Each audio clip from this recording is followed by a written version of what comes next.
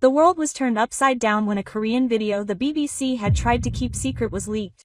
Eleanor Whitby, a BBC producer, was stranded in Seoul for 48 hours, stranded by a typhoon, after throwing away 15 years of experience to film this piece of trash. To her, Korea was nothing more than a transit point. But what she witnessed in a back alley in Jongno at 5 a.m. compelled her to pick up her camera. Quote, "This is impossible, isn't it staged?" Quote, applause at the Venice Film Festival's 12-minute, 23-second opening. In 50 years of filmmaking, this is the first time I've seen such humanism. What on earth did she capture during those 48 hours? The shocking truth about Seoul that shattered the BBC. Let's begin. My name is Eleanor Whitby. I work as a BBC documentary producer. To be honest, I had no interest in Korea at all. The project I was assigned was the future of Asian megacities, and the destinations were Tokyo, Beijing, and Singapore. As for Korea, it was just a transit point. The direct flight from Tokyo to Beijing was fully booked, so I had no choice but to transit through Incheon Airport. With a mere 3-hour layover, I figured I could just relax in the lounge and go. With that in mind, I left Tokyo. Covering Japan was perfect. The orderly movement of the Shibuya Scramble crossing, the precision of Shinkansen, the sophistication of Ginza. Everything was exactly as I'd expected. Japan is truly the advanced nation of Asia, I muttered with satisfaction. Arriving at Incheon Airport wasn't particularly impressive either. I figured it was probably a copy of a Japanese airport anyway. But then, a thunderous announcement came. All international flights would be suspended for 48 hours due to Typhoon Ling. What? 48 hours? I panicked and ran to the airline staff. Is there any other way? I have an important interview in Beijing. Sorry, it's not possible for security reasons. We'll provide you with a free hotel in the city. Quote. It was the worst. I kept grumbling on the bus from the airport to the city, waste 48 hours on such a trivial layover. Tokyo is already overwhelming, so why do we have to stop in Korea? Quote. The Korean-British man sitting next to me cautiously approached me. My name is Kong Hae-won. Are you, by any chance, the BBC producer Eleanor? Quote. Yes, that's right. I'm also working in London and stopping by Korea for a bit. If you need any help, that's fine. I'll be staying at the hotel anyway. Quote. I answered coldly. Hae-won gave me a bitter expression but didn't say anything else. Even after arriving at the hotel, I continued to feel annoyed. I'd soon realize how foolish my prejudices were, thinking I'd have to rot away in such a second-rate city for 2 days, but I was incredibly arrogant back then. As I unpacked in my room, I called BBC headquarters. Nigel, it's Eleanor. I'm stuck in Korea. What are you doing there? We're stranded because of the typhoon. 48 hours, so why don't you go sightseeing and come back? Korea's a pretty shitty place anyway. Quote. Director Nigel Bentley's words further convinced me that Korea really is a shitty place. In the evening, the hotel Wi-Fi suddenly went out. What's going on? Is this not working? I called the front desk, and they said it was a temporary outage due to the typhoon. I needed to organize my Beijing interview materials, but the internet was down, and I was going crazy. In the end, I decided to go out. I could probably use Wi-Fi at a nearby cafe. Leaving the hotel, the air of self-study hit me in the face. I miss London. I sighed and walked. Then something strange happened. Even though it was past 10 p.m., the streets were still crowded, and there were women walking alone. I couldn't have imagined this in London. What the heck? Is it safe here at night? I was looking for a cafe when I happened to stop at a bus stop, and a late-night bus arrived. I briefly got on out of curiosity. And inside that bus, my prejudices began to waver for the first time. As soon as I got on the bus, I witnessed a strange sight. An old man tried to tap his transportation card, but it beeped because his balance was low. Oh, I forgot to recharge. Then, a young man behind him casually tapped his card for me. I'll do it for you. No, sir. It's okay, I'll give you cash when I get off. Quote. Oh, that's okay, just go. Quote. What was even more surprising was the reactions of the passengers around me. No one seemed to think anything of it. If it were London, Everyone would have stared, but as the bus pulled away, a different scene unfolded. A pregnant woman got on, and 3 people simultaneously stood up and offered their seats. "Sit here," she said. "No, it'll be more comfortable here." The pregnant woman smiled and sat down in the nearest seat, and everyone else who had tried to give up their seats also smiled. Across from me sat a blind young man. As the bus's stop neared, the person next to me gently tapped me on the shoulder. "Next stop." "Thank you," quote. I looked closely to see if they knew each other, but they were complete strangers. I got off the bus and stood waiting to hail a taxi. A taxi pulled up, but there was already a passenger in the back seat. Was it a rideshare? But upon closer inspection, I saw the passenger was blind. The driver rolled down the window and said, "Excuse me, I'm just dropping you off at your house." I looked shocked, as I wasn't taking any money, but the driver smiled and said, "Another taxi will be here soon." "Hey, take that one." Indeed, another taxi came right away. On the way back to the hotel in that taxi, I asked the driver, "Is that taxi really free?" "Oh, that one? That one happens sometimes. Since visually impaired people have a hard time catching taxis at night, does the company provide support?" "What support? We just take care of it ourselves." Quote. That, just as it is, really shocked me. I stopped by a convenience store near the hotel and witnessed another scene. A part-timer was putting expired lunchboxes in a bag. Was he throwing them away? But the part-timer walked out and quietly handed them to a homeless man sitting on a nearby bench. "Sir, have this." "Thank you," quote. The young man returned to the store and asked the part-timer, "Did the owner give you permission to do that?" "Yes." "Oh, I'm just giving it to you because I was going to throw it away. Does the owner know?" Quote. "I'm not selling it for money. It was going to be thrown away anyway, so it might as well be used by someone who needs it." Around midnight that night, I returned to my hotel room and took out my notebook for the first time. I titled it, "Soul's Night, Unsystematic Kindness." In Tokyo, everything was systematized. Precise and efficient, yet cold. But Seoul was different. There seemed to be no accounting, but there was warmth. Around 1 a.m., the Wi-Fi reconnected, but instead of organizing the Beijing data, I started organizing what I'd seen that day. Why would they help for free? What motivates them? Then, I got a text from Howen. "If you're free tomorrow, could I show you around Seoul?" At first, I was going to decline since I had another day anyway, but the things I'd seen that day kept lingering in my mind. "Okay, what time would you like to meet?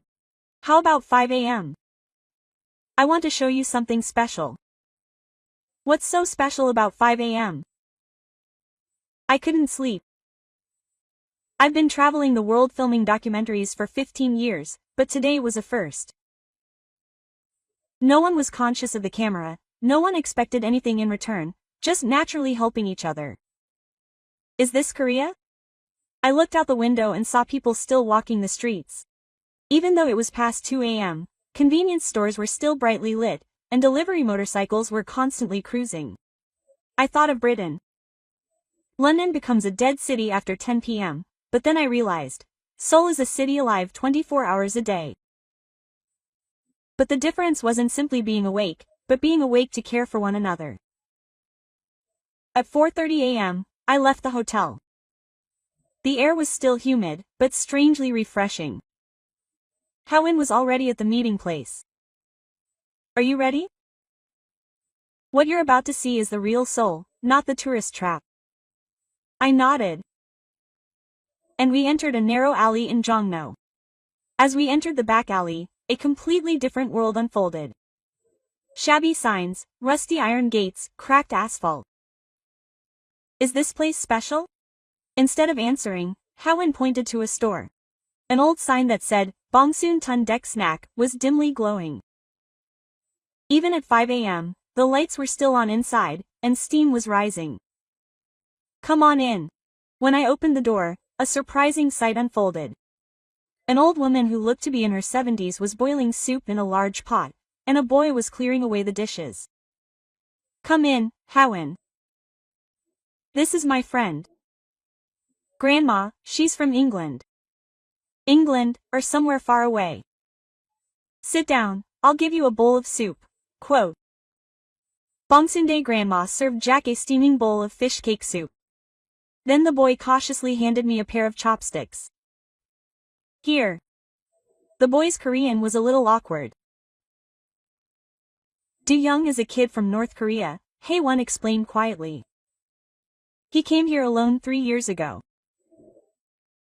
It's okay, Do Young said with a bright smile. You have a grandmother.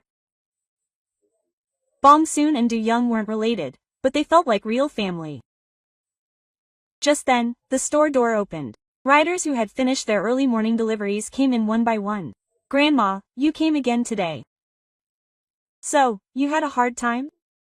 Come and sit down. Quote. Surprisingly, the grandmother didn't charge them any money. People who work at Dawn get free. This city only runs with you, one rider said apologetically. But what do you mean you get free food every day like this? I know you deliver in the rain at Dawn, so you should at least eat this to get your energy back. Quote. Do Young proudly told me, my grandmother is the best. She feeds 50 people every dawn. Quote. Do Young, are you saying that again? Grandma smiled and patted Du Hong's head. I whispered to Hae-won, is this a daily occurrence? Yes. 365 days a year, without fail. Quote. Then another customer came in. It was the environmental Miwon men. Bong Soon-dek, you're early again today. You guys woke up earlier. Come and eat. Quote. They didn't pay either. Mr. Han Miwon took out a trash bag instead. Grandma, here's this. I'll take the trash from the store. Quote. Oh my, thank you so much every day. No money exchanged between them, but something far more valuable was exchanged. As I watched in shock, Han Rider said to me, you must be a foreigner. This is the real Seoul. The real Seoul? Quote. From the outside, it looks like Seoul is all about the glamorous Gangnam and the beautiful Han River bridges, but in reality, it's these alleys that are the real deal. A place where people help each other. Do Young chimed in. I've been here for 3 years. It's warmer here than in North Korea. Back there, you had to do whatever the party said, but here, people help each other out. Bongsundae Kalni gave me more kimchi and said, this kid was skinny when he first came here.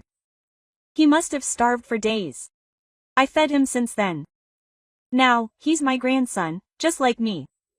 But why does Grandma say things like, 40 years ago, when I was struggling, someone helped me? Now I'm giving back. Isn't that the Korean way of thinking? Single quote. Then Do Young suddenly took out his phone and showed me something in English. Look at this. It's an app I made. Single quote. On the screen was an app called Dawn Angels. What app is it? It's a map of places where people who work the early hours can get free meals. There are over 200 places in Seoul alone that give free meals at dawn, like Bongsundae Kalni. 200? I couldn't believe it. Yes. I searched everywhere. Most of them are grandmothers. They all do it for similar reasons. They received help in the past, so now they're giving back. Hae-won added her explanation. This is Korean justice. It's a system that can't be explained by the system, just a connection between people. As I left Bongsoon-dek, I looked back. It was a small shop, but inside was something huge. Where are we going now? To the Han River Bridge to meet other Dawn Angels. When I arrived at the Han River Bridge, it was 6 a.m. There were people in yellow vests standing on the bridge. They are the Bridge of Life Guardians. Volunteers. One guardian approached a young woman looking at the bridge railing. It's cold. Would you like a cup of warm coffee? Quote. The woman looked back with a surprised expression. I'm just watching. I know. But the dawn air is cold, so have this. Quote. The man poured coffee from an insurance bottle and handed it to her. Tears welled up in the woman's eyes. Thank you. Thank you so much. If you have any difficulties, please tell us anytime. We are here every day. Watching them, I realized. They weren't just protecting the bridge, they were protecting lives. Howin spoke quietly. Last year alone, these people saved over 300 lives. They were all volunteers. They didn't get paid a penny. Why do Koreans use the word we so often? My pain is our pain, and my joy is our joy. The sun began to rise. The Han River was dyed golden. Now you've seen the real soul, Howin said. Not the flashy buildings or cutting-edge technology, but people protecting each other even at dawn. This is the real soul. I decided then and there that I had to share this with the world. I had to tell the story of a city where real people live, not the Asian megacity the BBC wanted. I returned to the hotel and immediately took out my camera. It was just putting into practice what I'd already decided in my heart. Howin, I want to refilm what I saw today. Really? Is the BBC project changing? No, I just felt like I had to document this, so we headed back to the Bongsoon deck. Grandma readily agreed to film. What's so great about filming? It's just feeding them, quote. Do-young was thrilled when he saw the camera. I'll be in too. Wow. Am I going to become famous? No, this is just for documentation, quote. But once I picked up the camera, amazing things continued to unfold. Han Ryder handed Grandma an envelope. Grandma, what is this? This is it, quote. I got my first paycheck yesterday. I'm holding on thanks to you, quote. Oh my, why are you giving me this? Take it. Please let me pay for the ingredients once a month. I almost cried while filming their groom. In the afternoon, Mr. Hoiwan led me to another location. This is an ordinary apartment complex, but there's something special about it. In front of the security office, there was a small refrigerator with a sign that said, "Free sharing." The security guard explained. Residents fill it up themselves. Food and daily necessities. Sometimes they even leave money. Do you check who takes it? Why? It's just for those who need it. Then, an old woman came and put in a jar of kimchi. We've made too much kimchi at home. Anyone can take it, quote. Filming these scenes filled my memory. In the evening, I received a call for a video conference with Nigel. Nigel's expression on the screen was unusual. Eleanor, your Beijing schedule is cancelled. Instead, come back to London immediately. Why? The Chang'ai team has already secured sufficient data. You just need to organize the Tokyo data. Quote. Wait a minute, Nigel. I discovered something amazing in Korea. Korea? What did you find there? I shared some of the footage I shot today. Nigel's expression darkened. What is this? An old lady named Gukio and poor delivery men. No, this is a community supporting each other. Eleanor, what we want is cutting-edge technology and futuristic cities. Not this sentimental poverty porn. Poverty porn? These are real people's stories. Korea isn't our project. Quit right now and come back. But listen. Korea is a second-rate country. It's a place that produces K-pop. There's nothing for us to learn. For a moment, my temper flared. You're wrong. Korea wants to throw away Eleanor Whitby's 15-year career. Stop filming right now and get back on the first flight tomorrow. The video conference was cut off. I stared blankly at my laptop screen. 15 years of experience, the BBC sign. And I called Howin, the Bongsundae Kalmoney and Do-young's smiling face I saw today. Can you help me film tomorrow too? Didn't headquarters say anything? They said they had something to say, but I'll keep going. That night, I received an email with an ultimatum. 24 hours to return or we'll be back on the project. It was signed by Nigel. I looked out the window and saw the lights of Seoul still twinkling. The dawn delivery motorcycles were still cruising along, and somewhere, someone like Grandma Bongsundae was boiling soup. I can't give up, I told myself. The next morning, when I met Howin again, my resolve was firm. I'll film as much as I can in 48 hours. Anything? Are you sure you're okay?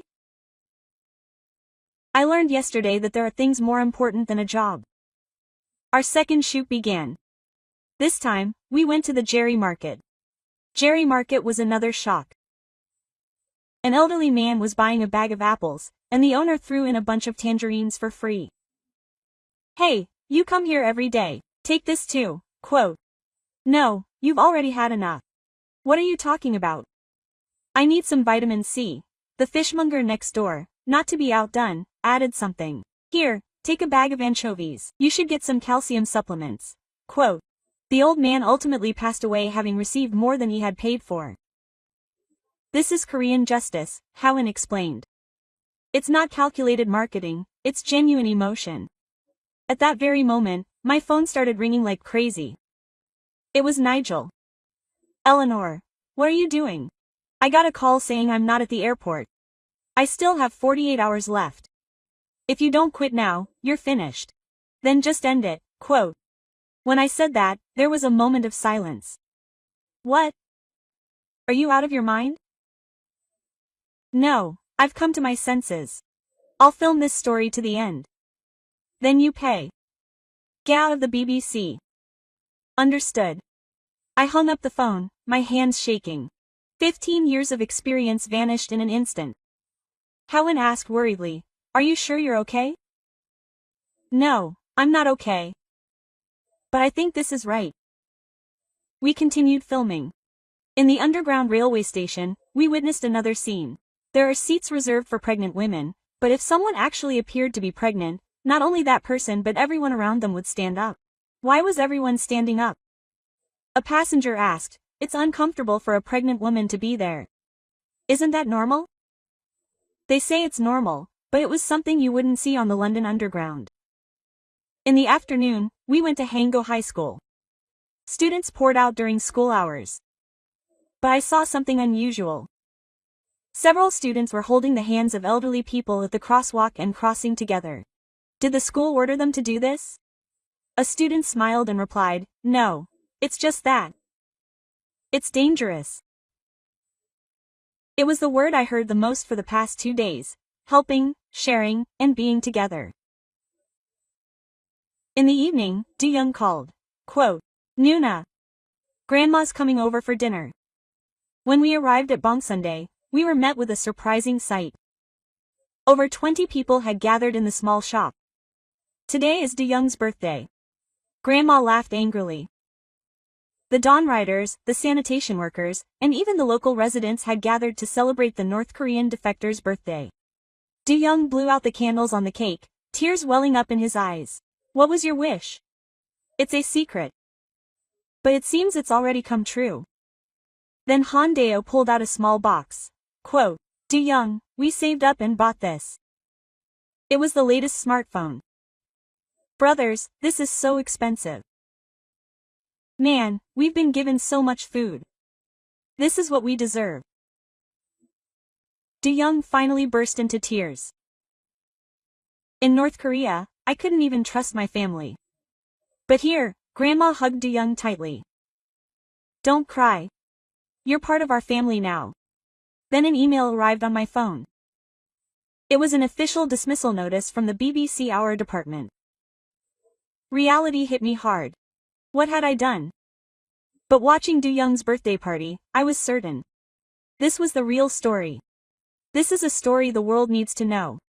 Howen, let's film as much as we can while we have until tomorrow. Yes. But what are you going to do now?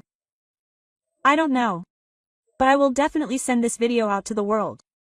That night, I returned to the hotel and organized the footage I had shot so far. 7 episodes shot in 48 hours. Grandma Bongsundae and Do-young, the guardians of the bridge of life, the generosity of the Jerry Market, the apartment-sharing refrigerator, the consideration of the subway, the voluntary help of students, and today's birthday party. How do I edit this? Then, Do-young received a message. Quote, "Sister, I know how to edit videos. Can I help you?" Was it fate? How did a North Korean defector learn how to edit videos? I taught myself on YouTube. My dream is to be a film director. The next morning, the 3 of us gathered in the hotel lobby. Our 48-hour stay in Seoul was coming to an end. Can I edit before my afternoon flight? I'll try, quote. Do-young began editing the video at an astonishing speed. Do-young's editing skills were amazing. Nuna, look at this scene. When they cross-edited the grandmother's hand soaking in soup and Wider's hand holding the steering wheel, the two hands overlapped on screen, and a strange feeling washed over me. They were both hands that protected the dawn. Quote. Do-young, you're a genius. In North Korea, you couldn't even touch a computer, but here, you can learn as you please. That feels like freedom. For 3 hours, we edited like crazy. Howin created the subtitles, I organized the translation, and Do-young did the magical editing. Nuna, look again at the Han River Bridge scene we shot yesterday. What appeared on screen was a scene I had missed. It was 3:30 in the morning, on the Han River Bridge. A middle-aged man was holding on to the railing. The lifeguard slowly approached. I made some kimchi stew, but I don't want to eat it alone. Would you like to share it? I'm fine, quote. Oh, then I brought 2 tumblers for coffee. The man eventually accepted the coffee. Why? Why are you doing this? Just because. The morning air was nice and they thought it would be nice to drink together, so they drank coffee in silence for 30 minutes. Then the man spoke first. My business failed. My family left me, and I have nothing now. I was like that 10 years ago. The Guardian said calmly. I lost my company, got divorced, and wanted to die. But someone cooked me a bowl of ramen. That was all, and I wanted to live. Is that why you're doing this? Yes. I'm paying back the price of that bowl of ramen, even though it seems like I'll never be able to pay it all back in my lifetime. The man finally burst into tears. The Guardian just stood by. Can I come out tomorrow too? Of course. I'll fight for kimbap tomorrow. All 3 of us cried while watching this scene. This kind of thing happens every night. Howin answered. They saved 327 people last year alone. All volunteers. Do-young played the following video. It was a scene from a ceremonial market. An old woman was trying to buy a mackerel and asked the price. The vendor said, if it doesn't sell today, you have to throw it away. Just take it, quote. No, I'll pay. I'm really going to throw it away. Oh, then just give me 1,000 won, quote.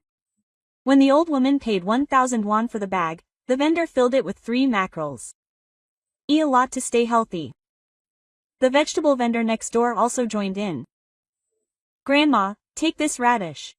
It's delicious boiled with the mackerel, quote. Oh, I'm sorry. I'm giving it to you because it reminds me of my mom. Take it, quote.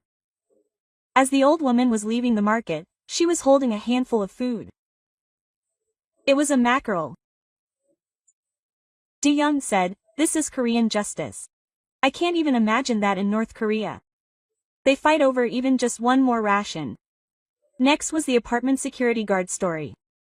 At 2 a.m., a security guard was making his rounds. Suddenly, he heard a baby crying from one of the houses. After 10 minutes, the baby kept crying, so he rang the doorbell. A young mother came out, looking completely exhausted. I'm sorry. The baby keeps crying, so it's okay. If you need any help, just let me know, quote.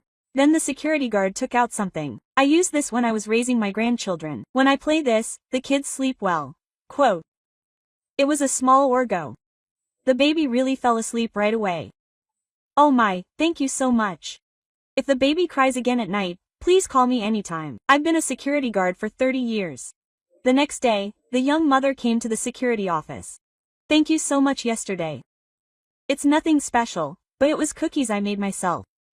Oh my, thanks to this, I slept soundly for the first time in 3 months. Quote. These small acts of kindness were happening all over the apartment complex. Residents stocked the security office refrigerator, the security guard delivered packages to their homes, and children greeted them as Grandpa. This is true community, Howin said. The next video was of the subway. A young man boarded the subway during rush hour. It was packed, but a small space formed around him. He muttered loudly to himself, but no one seemed annoyed. An older man spoke to him. Where are you going? To work. I'm here. You're doing great. Cheer up, quote. When the young man arrived, a high school girl next to him gave him a hint, get off here. Thank you, quote. After the young man got off, a foreigner asked the person next to him, do you all know him? No, they're just helping him. Is it a system? No, it's just that. And it was just that. Du Young showed the last video, the crosswalk in front of the school. Dozens of students poured out during school hours. Then, something amazing happened. The students spontaneously formed small groups and crossed the street with the elderly. Grandma, I'll hold you over. Grandpa, go slow, quote. When one elderly woman thanked her, the student replied, I think of my grandmother. I wish someone would help you too, quote. Then, we discovered an even more surprising scene. There was a visually impaired student, and the other students naturally formed a circle around him and walked. Hey, was the lunch today delicious? Yeah. Curry tomorrow. Really great, quote. It was a completely ordinary conversation. But the shield they created was extraordinary. As we finished editing, we realized that the common thread in all these scenes was invisibility. There were no grand slogans or grand campaigns. Just the quiet help that happens in everyday life. What should we title it? Soul. What about the invisible things? Du Young suggested. The love of an invisible grandmother, the solidarity of invisible riders, the consideration of invisible citizens. It was perfect. Howin created the final subtitles. This city's real infrastructure isn't the subway or the roads. It's the hearts we share for one another. It operates 24 hours a day. Nearing the end of editing, Grandma Bong Sunday came to the hotel. Quote, eat this before you go to the airport. It was a kimbap lunchbox. Grandma, eat well even when you go to England. And thank you for telling Du Young's story. Grandma held my hand tightly. Quote, we're not special. We're just people living like people. But these days, it seems that's become something special. Those words etched deeply into my heart. Then, Du Young suddenly seemed to remember something. Quote, oh, Nuna, put this in too. The screen showed a convenience store at 1 a.m. A part-timer was sorting out expired triangle kimbap. Instead of throwing it in the trash, he put it in a clean bag and took it outside. In the alley next to the store, there was a homeless old man. Quote, Mister, have this. It's past the expiration date, but it's still good. Thank you. I'm always sorry. I'm going to throw it away anyway. The part-timer turned around and turned back. Oh, and this too. It's warm coffee. It's cold, so have this and warm yourself up. The homeless old man's eyes welled up with tears. Young man, thank you. Thank you so much. I also received help when I was in need. Now I'm giving back, Du Young explained. That part-timer is also a North Korean defector. He came here 2 years ago. It was really hard at first, but thanks to the help of people, he's now in college. It was really difficult to compress all this footage into 12 minutes. But Du Young did it, quote. Nuna, it's complete. The three of us cried again while watching the final minutes. This wasn't just a documentary. It was a record of the soul of a city. While waiting for the airport bus, I reviewed the final footage. The 12-minute documentary wasn't technically perfect, but I was deeply moved by its raw quality. What are you going to do now? Howin asked, quote, at least upload it to your personal channel. Then, unexpectedly, the BBC called. It was the editor-in-chief of the London-based Guardian. A week before I was to depart for Venice, something unexpected happened. Someone had uploaded my video to YouTube without permission. With the provocative title, The Truth About Korea Hidden by the BBC, it garnered over 1 million views in a single day. The comments exploded, quote, so this is why the BBC didn't air it. It's a prime example of how prejudiced the media can be. Even as Koreans, we didn't know about ourselves. Quote, The Guardian editor-in-chief called me urgently. Eleanor, the BBC is taking legal action. What did you say? They claim the copyright to the video belongs to the BBC. They say it was filmed during work hours. It was ridiculous. I edited it personally after I was fired. Don't worry. Our legal team will stop it. But Nigel is spreading rumors in the media. He's saying you fabricated it. Quote, fabrication, I thought, my anger welling up inside me. Then, I got a video call from Du Young. Quote, Nuna, my grandmother has become famous. Bongsoon Dage was swarmed by reporters. My grandmother was flustered, but she confidently said, fabrication. I've been here every morning for 40 years. What kind of fabrication is this? The writers also came forward. We are witnesses. I ate for free every morning. The Korean media started fact-checking, and everything was confirmed to be true. In fact, more stories came out that I had missed. That there were 200 more places like Bongsoon Tun in other neighborhoods. That there were 30,000 LifeBridge guardians nationwide. Nigel's scheming backfired. The BBC's bias was exposed. But Nigel didn't give up. I sent a letter from the Venice Film Festival organizing committee.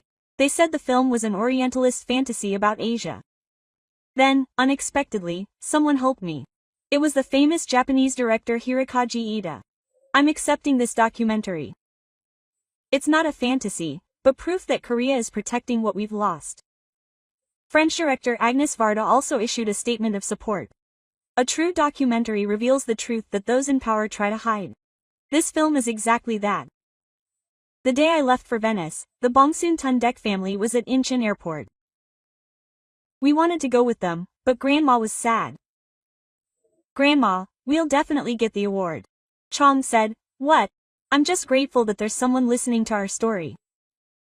The writers held up a banner. Please tell us 3 stories about the dawn of Seoul. Du Young was wearing a t-shirt he had made. It said, I am from Bongsoon, Tun-dekji, in English. Quote, sister, wear this and walk around Red Cafe. Are you crazy? I'm proud. When I arrived in Venice, another surprise awaited me. Hundreds of Korean expatriates were at the airport. Thank you, Eleanor. You showed me the real Korea. There were many different people among them. International students, immigrants, and adoptees. I was adopted to the Netherlands 30 years ago. Watching your video made me proud of Korea for the first time. An old woman held my hand. I came to Germany as a nurse. 50 years ago, Korea was always looked down on as a poor country. The Korea you showed me. That's the real Korea. Thank you. The day before the film festival, Nigel showed up in Venice. There's still time to give up. Cancel the contract and apologize. What are you apologizing for? For stealing BBC assets. Those assets were created after I was fired. You still don't understand how narrow the media world is. Then Howin showed up. And he revealed something surprising. He's Nigel Bentley. Actually, I'm with the Korean government. At first, I wanted to spy on you, but seeing Eleanor's sincerity, I decided to help. I've recorded all your sabotage.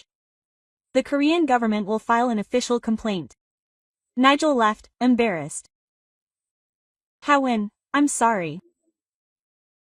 But I was touched to see you documenting Korea with such sincerity. The 500-seat theater at the Venice Film Festival's hieroglyphics was packed. Critics, journalists, and film industry professionals from all over Europe were there.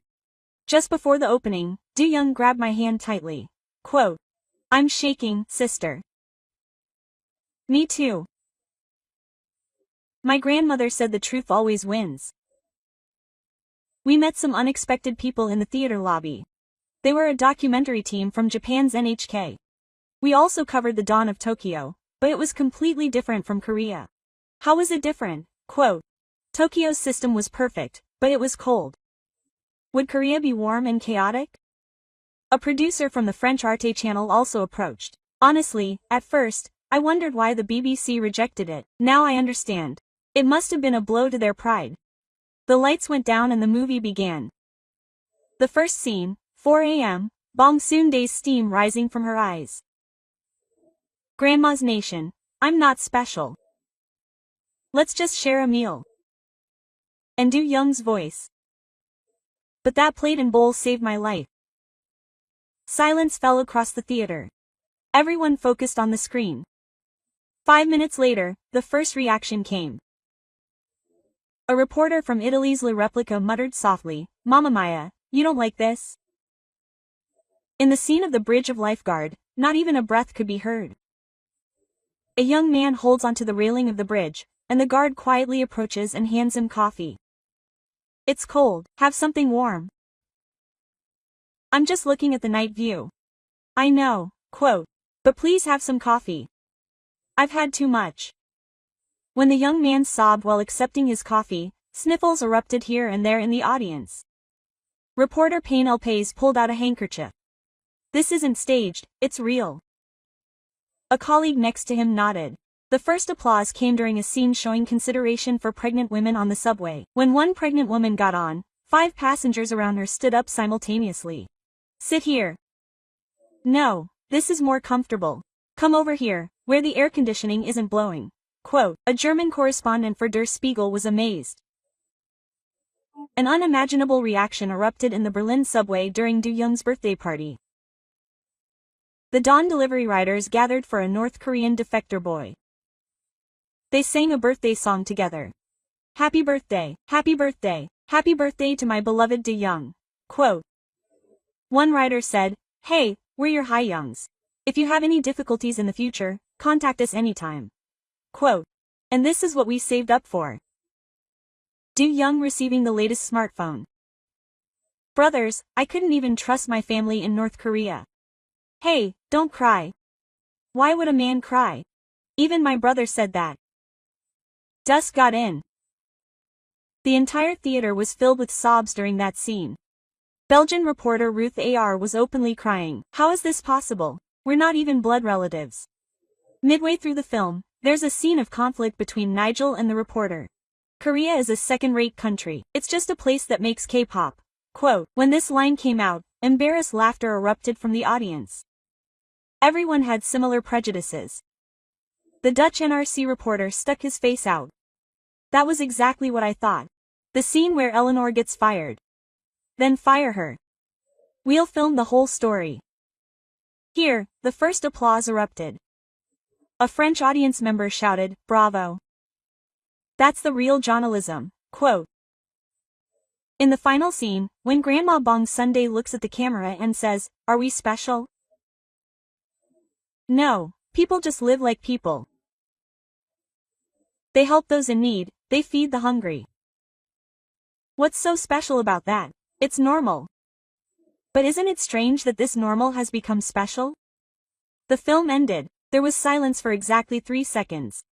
And then the jury president, sitting in the front row, stood up. It was director Roach, who won the Golden Palm Award for Best Actress at the Cannes Film Festival. In 50 years of making films, this is the first time I've seen such pure humanism.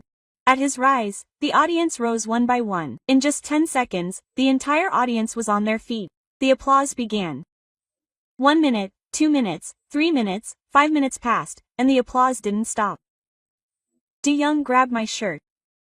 "Nuna, why are people like this? They must be touched." "Why?" Quote. It was just our daily lives. That was it.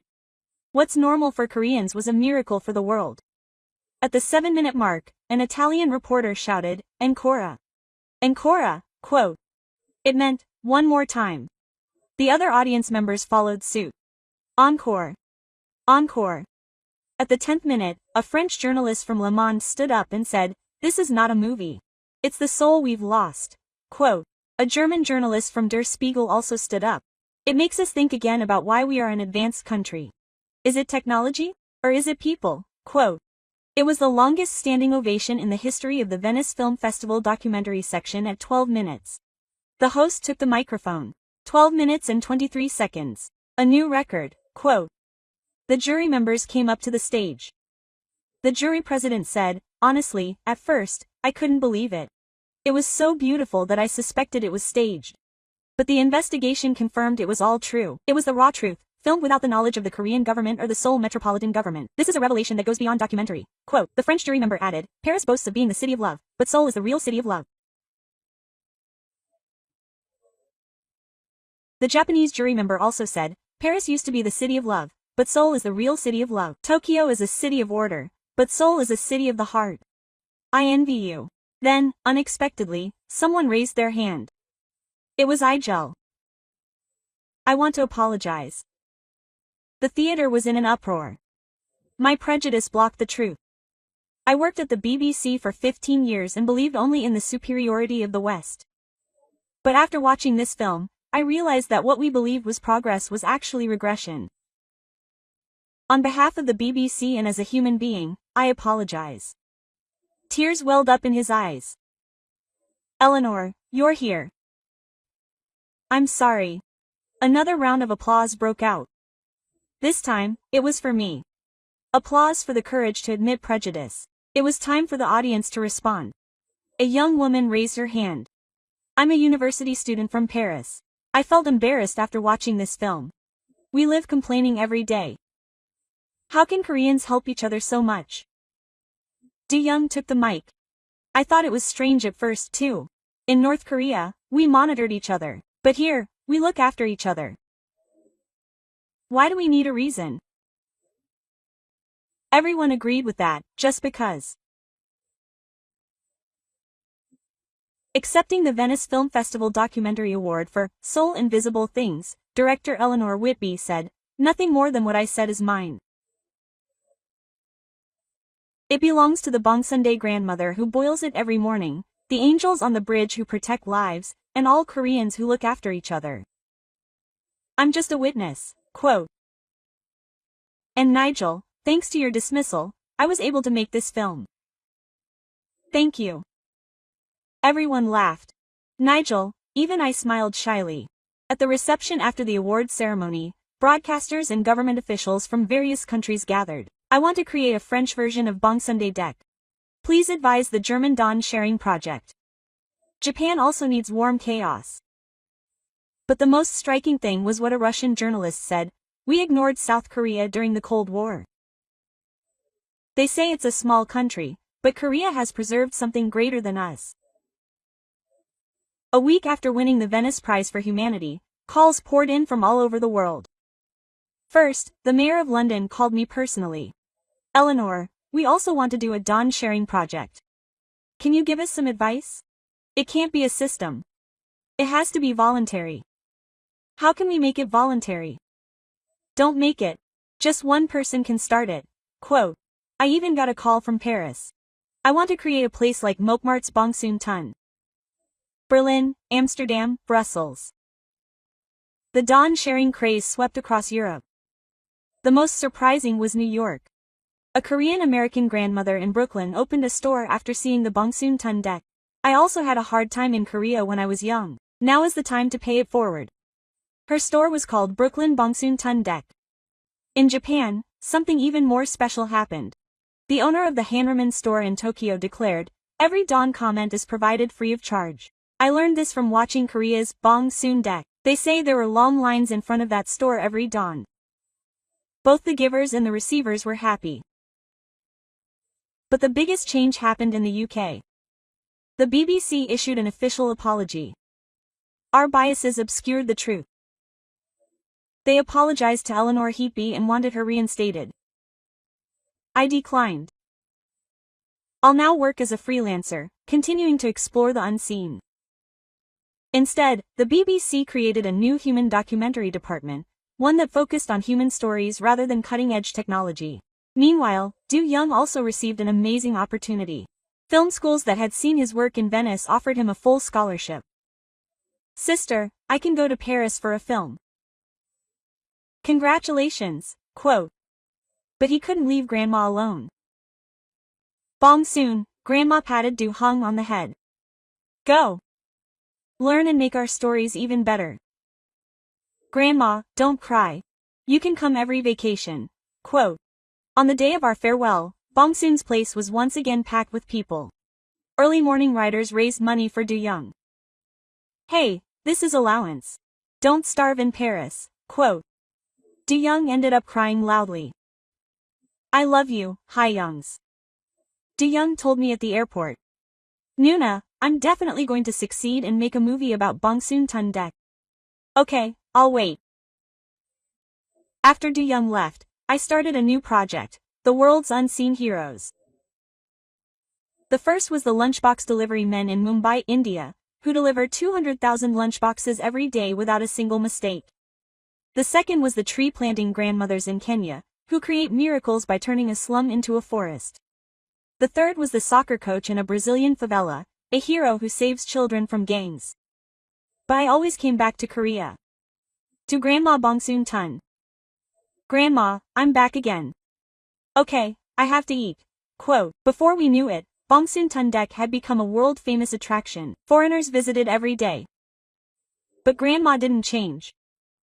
They're all the same. If they're hungry, you have to feed them. Then one day, surprising news arrived. Bongsoon Daegi had been nominated for UNESCO's Trade Cultural Heritage. It's not just the place, but the spirit that can become a cultural heritage, Howen explained. Grandma laughed. Cultural heritage isn't just a restaurant. On the day the results were announced, Bongsoon Day was swarmed by the world's media. The second trade cultural heritage of humanity, the spirit of sharing. Cheers erupted as soon as the Korean Bongsoon Day was announced. Grandma calmly said, now I have to cook harder. That evening, Du Young called from Paris. Have you seen Grandma? It's amazing. Quote, yes. Are you studying well? Quote, yes. Now our story is really going to be made into a movie. Quote, then, the French president appeared next to Du Young. Are you Grandma Bongsoon Tun? Come to France and teach us too. Quote. Grandma was shocked. What can the president teach us? Just feed us. Quote. Everyone laughed. That was the truth. 6 months after UNESCO's designation, I returned to Seoul. This time, not as a tourist, but to settle down. Welcoming Eleanor Hit BC, honorary citizen of Seoul. A welcoming ceremony was held at City Hall, but I went straight to the Bongsoon Tun Dek. Grandma, I'm going to live here now. Yes. Good job, it's a great place to live. Quote, the Bongsoon Tun Dek became more famous, but it was still the same. At 5 a.m., steam rose, riders gathered, and warm soup was shared. The only difference was the increase in foreigners. This was the famous Bongsu, and tourists came every day. But Grandma treated everyone as family, not guests. Even if you're a tourist, you have to eat when you're hungry. Then one day, Du Young made a surprise return to Korea. Grandma, oh my, our Du Young. Du Young has grown so much. Would you like to see my graduation film, sister? A 45-minute film titled Bongsoon Tun Dek, Angels at Dawn, appeared on Clean. But it wasn't a documentary, it was the film itself. Grandma was played by a French actress, and Du Hung was played by an African boy. Why aren't we in it? Grandma asked. Grandma, this is more meaningful. It shows that there are Bongsoon Tun Deks in every country. Quote. The film ended by showing Bongsoon Deks around the world, in Paris, New York, Nairobi, and Sao Paulo. Bongsoon Tun Dek isn't a place anymore. It's a heart. Du Young's professor said this film was invited to the Cannes Film Festival's short film section. Cannes again. But this time it's different. Grandma's going too. Hey! What's an old man like me doing? What if the main character doesn't go? Eventually, the Bongsoon Tun Dek family went to Cannes. As we walked by the Red Cafe, my grandmother, the writers, the janitors, and the Red Cafe, my grandmother said, this is just like an alleyway. Everyone burst into laughter, except for the crowds. Du Young's film won the grand prize. At the awards ceremony, Du Young said, I was a former Nam Min. But I found a family in Bongsoon Tun Dek. Now I hope every Nam Min around the world can find their own Bongsoon Tun Dek. Quote. The applause lasted for 10 minutes. After returning from Cannes, something amazing happened. The Korean government launched the Bongsoon Tun Dek project, saying they would build 1,000 Bongsoon Tun Deks across the country. But my grandmother shook her head. You don't build them. They just happen. Quote. My grandmother was right. The government created ones didn't do well, but the ones that emerged spontaneously prospered. A year later, I published a book, Soul Invisible Things. It was translated and published in 18 countries. All royalties were donated to the Bongsoon Tun Foundation. What were you going to do with the money? What were you going to do? Buy rice and side dishes. Grandma didn't change. Then one day, she suddenly collapsed. She was taken to the hospital, and the doctor said, "It's a stroke." At 80, she woke up every morning, and hundreds of people flocked to her hospital room. Writers, janitors, neighbors, and people from all over the world sent video messages to Bongsoon Tun. "Grandma, we'll carry on. The Bongsoon Tun spirit is eternal." Quote, "Grandma was discharged after a week. The hospital food was so bad I couldn't cook it. From the first day she was discharged, she started making soup again. Grandma, get some rest now. What's the point of resting?" Quote, "She had other things to do, and then Du Young brought her more news. Grandma, I got a call from Hollywood. They want to make the Hollywood Bongsoon Tun Dek story into a blockbuster." "What kind of blockbuster? It's just a restaurant." Quote, "But Du Young was serious. Grandma's story can change 3 things. Eventually, Hollywood producers came to Seoul. After seeing Bongsoon Tun Dek, they said, this is more cinematic than a movie. There's no action or romance, but why is it so touching?" Quote, Grandma replied, "People's stories are the most interesting." 2 years later, I live between Seoul and London. Bongsoon Tun Dek still opens at 5 a.m. Grandma is 83 years old, but she still makes soup. Du Young is now a rookie director. His first feature film, Bongsoon Grandpa, is about to be released. The lead role is played by a famous Korean actor. He said he lived a life of early morning life for 6 months because he wanted to play the role of a grandmother. Du Young proudly said so. Hwan now works at the Ministry of Culture, Sports and Tourism. Nigel, who headed the Korean legislation promotion project, retired and wrote an autobiography. He donated all the printing costs of My Prejudice, My Reflection to Bongsoon Dage. And I still search for the unseen. Recently, I discovered something amazing in Silicon Valley. Korean engineers are giving free coding classes every morning. They call it the digital Bongsoon Tun Dek. Why free? Because I learned it from someone. This is how the Bongsoon Tun Dek spirit evolved. Today, I'm writing this on Bongsoon Tun Dek. I'm eating my grandmother's soybean paste stew. Grandma, Seoul isn't a transit point anymore. Okay. So what? It's the starting point. Quote, my grandmother smiled at all the good things. She speaks so beautifully. Looking out the window, I see the dawn breaking. The dawn delivery riders are arriving one by one. Grandma, you're here again. Yeah. Aren't you cold? Come on in. Quote, this is Seoul. Not a city where we're awake 24 hours a day, but a city where we take care of each other 24 hours a day. I discovered this place after a forced 48-hour stay, but now it's a place I want to stay for the rest of my life. Hey, look at this, Du Young says, showing me his tablet. It's a map of Bongsoon Tun around the world. There are 1,876 red dots, and there will be over 2,000 this year. Quote, will Grandma still wake up at 5 a.m.? Of course, Grandma shouted from the kitchen. We all laughed. This is our daily life. Special because it's not special, more precious because it's invisible. Seoul started as a transit point for me, but now it's the center of my life. No, more precisely, Seoul taught me that anywhere can be someone's Bongsoon Day. If we look after each other, if we just help each other.